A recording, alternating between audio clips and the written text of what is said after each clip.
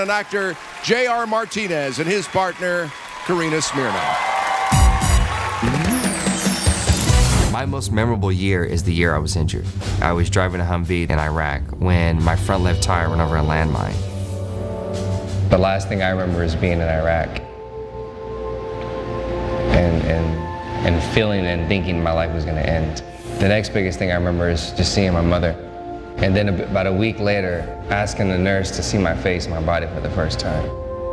And I picked my head up and I don't know, I just froze for, a couple seconds and just long enough to turn my head to each direction just to look, to see how bad it was. I became depressed, I had regret. I started to blame, I started to question. It didn't make sense to me why I was 19 years old and why my life was completely upside down. I just thought to myself, I would have been better off if I wouldn't have survived. It was a tough time in my life, and I felt that there was no one else in this world that can actually understand where I was coming from, that could understand the pain that I was feeling. I stayed awake at night in my hospital bed, and when everybody was gone and all the lights were off, and I just cried. I felt that's the only thing I could do. And I remember my mother,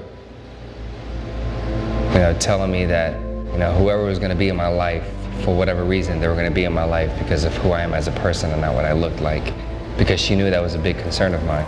And something about those words was, sharp enough to kind of really stick. That moment, I chose.